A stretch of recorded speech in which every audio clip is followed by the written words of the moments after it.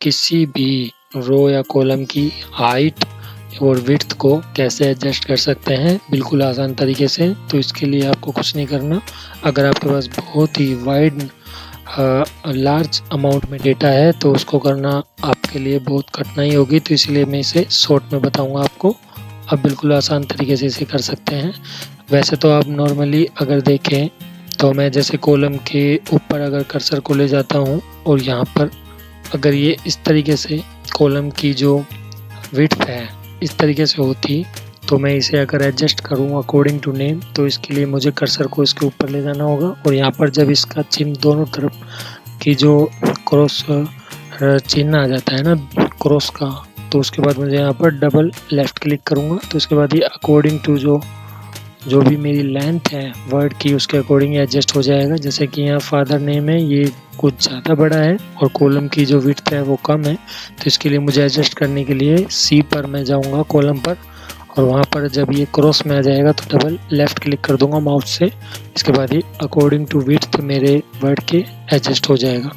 तो अब मुझे इसके अंदर जो ये सारे लिखे हुए हैं, मैंने जो पार्ट्स लिखे हुए हैं, तो मैं इनको अकॉर्डिंग टू इनके विड्थ के जो एक्स्ट्रा जो इनमें खाली जगह दिख रही है इसको ख़त्म करना चाहता हूँ। तो इसके लिए मुझे यहाँ पर इनको सिलेक्ट करूँगा।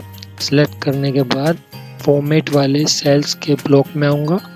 यहाँ पर मैं कॉलम्स को कर रहा हूँ एडजस्ट, तो कॉलम की विड्थ को एडजस्ट कर रहा हूँ, तो इसके लिए मैं कॉलम विड्थ पर क्लिक करूँगा और मैं यहाँ पर उसकी हाइट डाल दूँगा।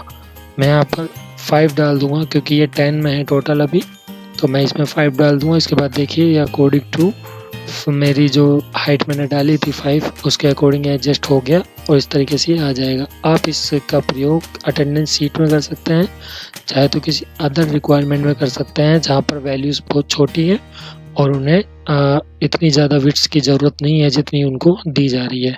तो इस तरीके से अगर देखा जाए तो आप ऐसे उनको भी एडजस्ट कर सकते हैं, रोज़ को भी। जैसे मैंने कि ये रोज़ बढ़ा दी है और अब मैं इन रोज़ की हाइट्स को एडजस्ट करना चाहता हूँ, तो इसके लिए मुझे सिलेक्ट करना होगा। सिलेक्ट कर लेता हूँ। सिलेक्ट करने के बाद फॉर्मेट पर जाऊँगा, रो हाइट पर जाऊँगा और यहाँ पर मैं अपनी हाइट अकॉर्डिंग टू रिक्वायरमेंट डाल दूँगा। जैसे मैंने 5 डाल दिया, एंटर दबा दूँगा तो देखिए कितनी कम हो गई।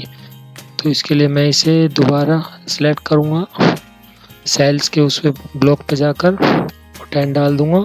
अब भी ये बहुत कम है तो मैं दोबारा सिलेक्ट कर लूँगा और अब मैं 15 डाल दूँगा, एंटर दबा दूँगा तो देखिए अब ये एडजस्ट हो गई जैसे कि बाकी सारी रोज़ हैं। इस तरीके से आप फॉर्मेट का यूज़ करके सेल्स के ब्लॉक में फॉर्मेट का यूज़ करके रोज़ और कॉलम की विड्थ और हाइट को एडजस्ट कर सकते हैं अपनी रिक्वायरमेंट के अनुसार। तो धन्यवाद friends for watching my video.